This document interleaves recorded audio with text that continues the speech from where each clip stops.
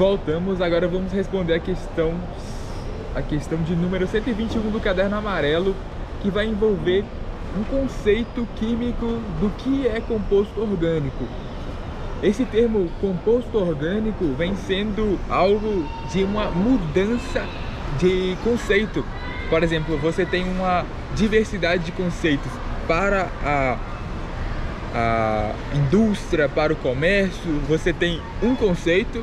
Para a química você tem outro conceito. Composto orgânico para a indústria, para o comércio, geralmente se refere àqueles compostos mais naturais, aqueles que têm menos danos ao ambiente e que podem ser biodegradáveis. Não é o que a química apregoa. A química diz um pouco diferente.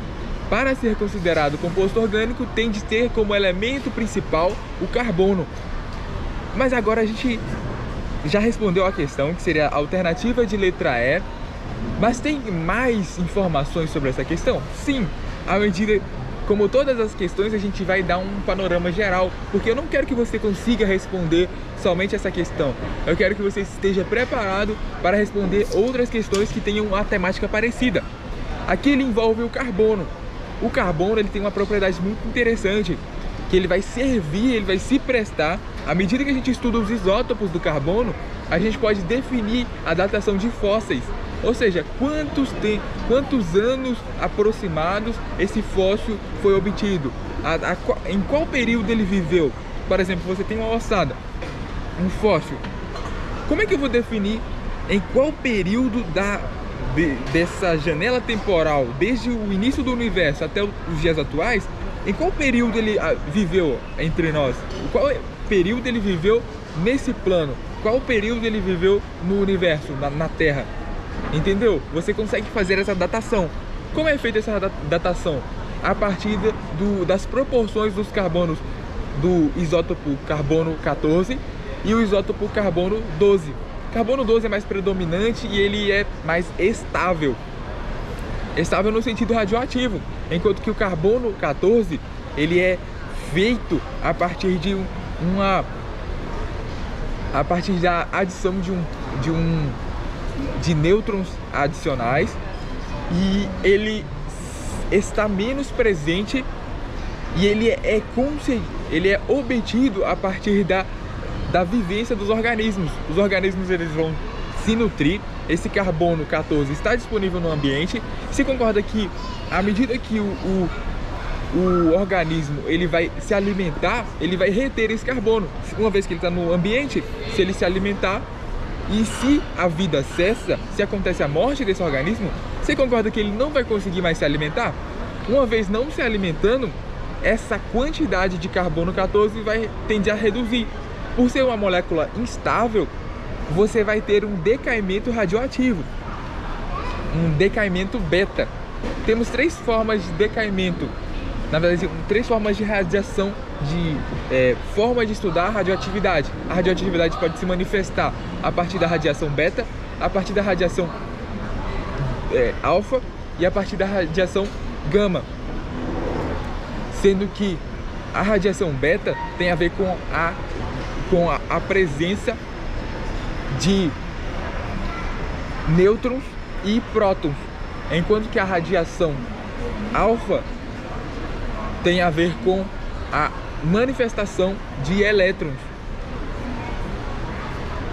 Na verdade é o contrário, a radiação alfa possui maior tendência ela é a mais fraca que existe e ela vai ser obtida a partir da manifestação de dois nêutrons e de dois prótons.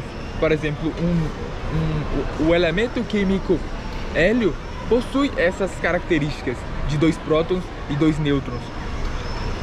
Então ele pode tornar possível a emissão de radiação alfa, que é muito frágil e ela não consegue transpor muitos obstáculos. Então se você adicionar um papel, já é possível que você barre a transmissão, a distribuição dessa radiação. Você se protege dessa radiação. Temos a radiação beta também, que está mais envolvida com elétrons, com a emissão de elétrons no meio. E temos a radiação gama, que é uma das mais energéticas e ela tem a ver com a liberação de fótons. Fótons o fóton é uma partícula, na verdade é uma partícula de energia, que é para quantificar a energia, utiliza-se os fótons. Os fótons, eles são partículas, o movimentar dos quântos, que os quântos eles estão em uma superfície metálica. A partir do momento que eles se movimentam, você tem um fóton. Então o fóton é o quanto que se movimenta. E ele é diretamente ligado à constante de Planck vezes a frequência. Então a frequência contribui para um fóton mais energético ou um fóton menos energético.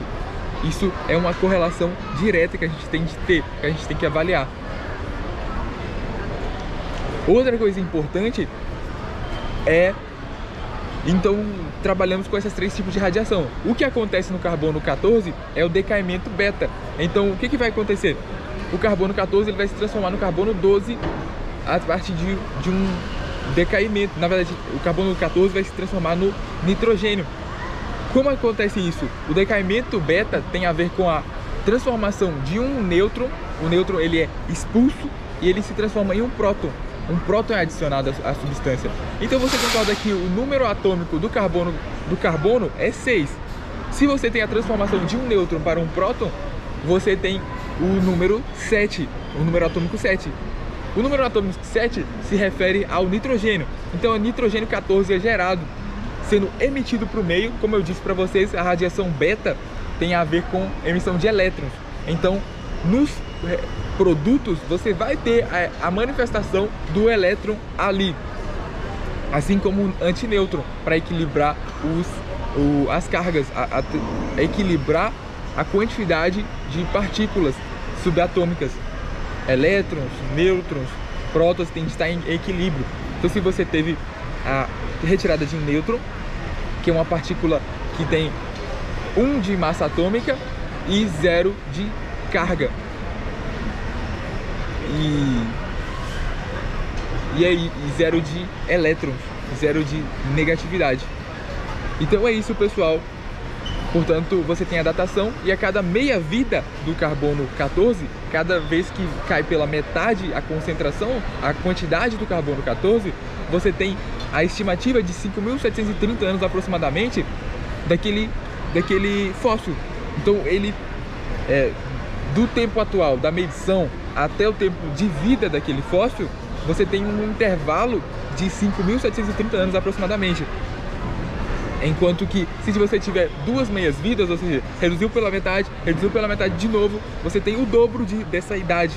E assim por diante. Essa é a proporção que tem que ser estabelecida. Por vezes o Enem cobra a correlação, que você faça uma regra de 3 para estabelecer a idade do fóssil a partir do decaimento do carbono 14. E aí você já tem os elementos suficientes para responder essa questão.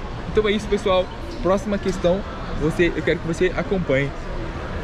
E bons estudos.